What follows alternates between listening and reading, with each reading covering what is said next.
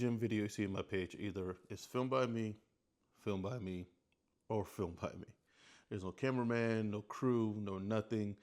So within the tight gym, you got to get the perfect angles and try to be out the way at the same time. So this is how I film and the equipment that I use. If you see in any of my videos, anywhere, reels, YouTube videos, shorts, whatever, just know I've made every mistake possible in the book to get them where they are now.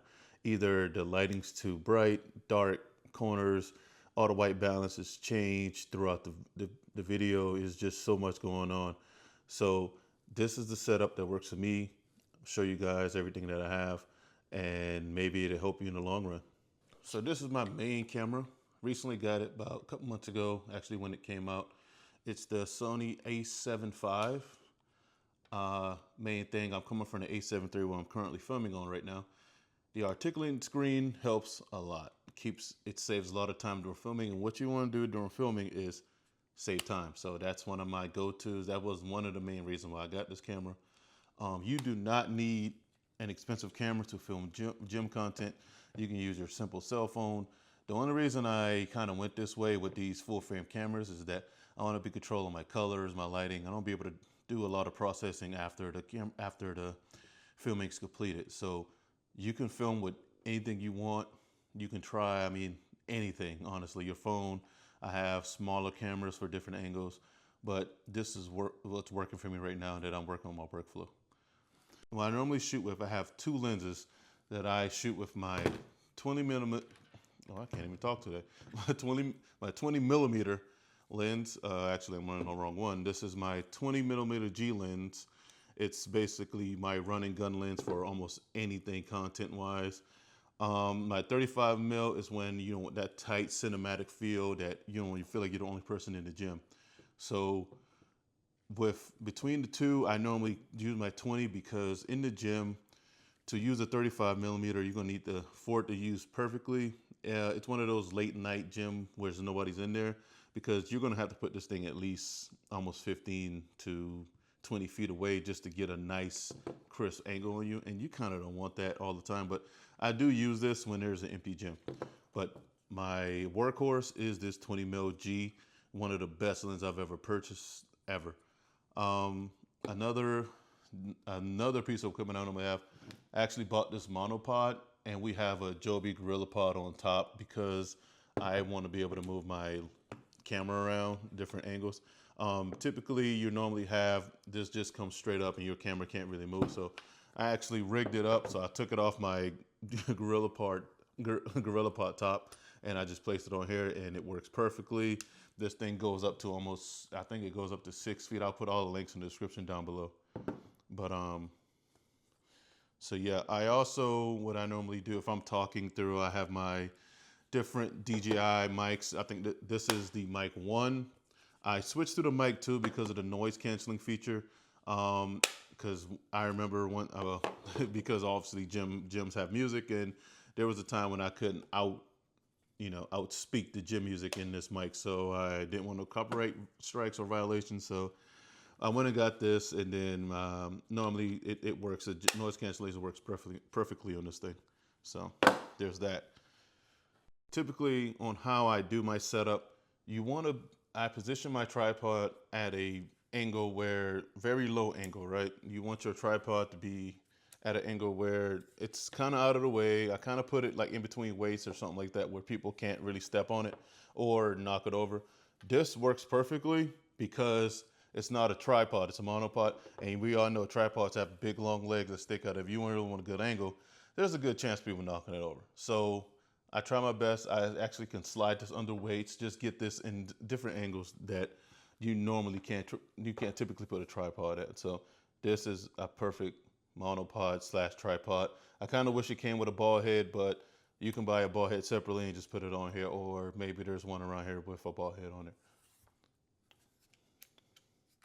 So when I'm bench pressing or doing some kind of press, I like a lower angle of attack with my angles, because I want to be able to see like if I'm hitting my chest or am I going deep enough. I want to see the whole lift. So if you're filming from the top and you have a 35 millimeter lens on top of this thing, you're not gonna be able to get exactly what you're looking for. So this best bet is to go 20 mil at a bottom angle, and you can get the entire, filming sequence of, going up and down the bar, the path, the everything. So that's how I go, and that's how I film with that.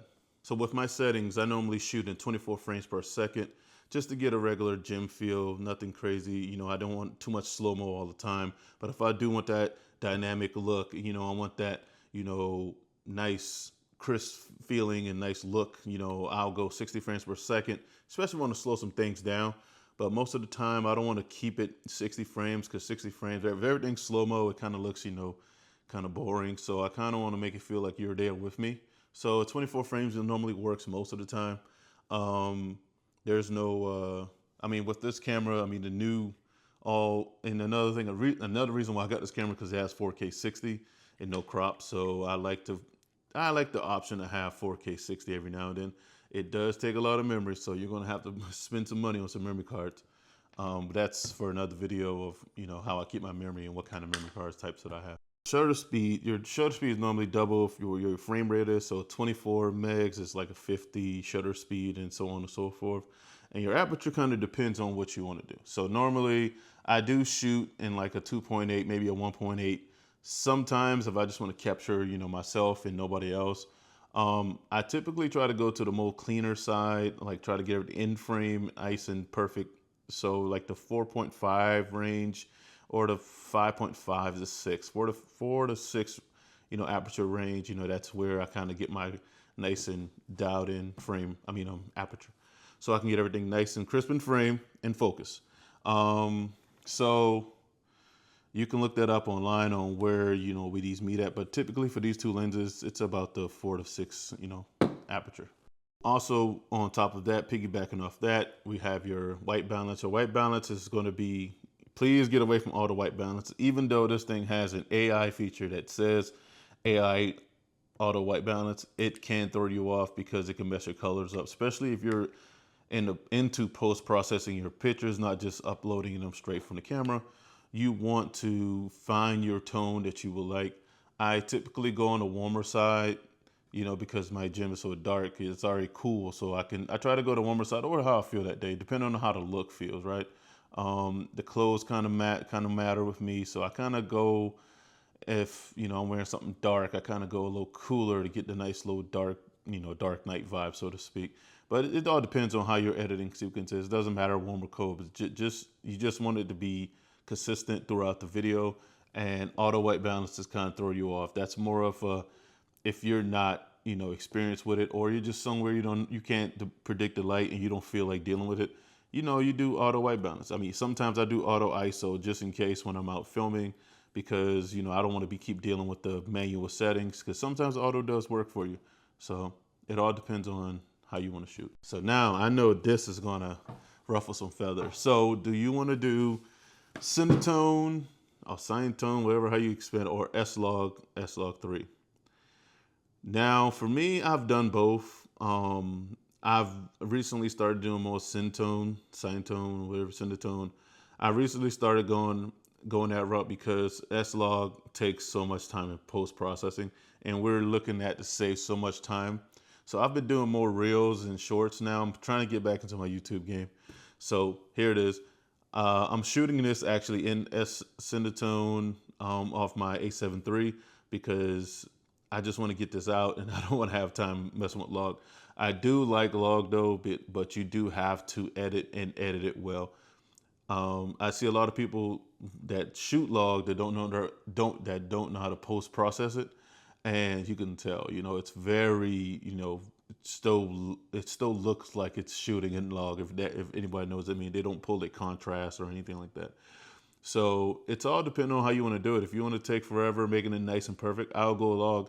I got caught into the trap of going log as well, but log isn't always the way.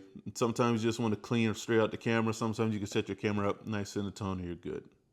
If you want me to go deeper into this, watch out for the next video. It's coming. I'll dive more into my settings on how, what settings I use, how I get the nice video, what memory cards do I use, just everything, that goes a little deeper into it.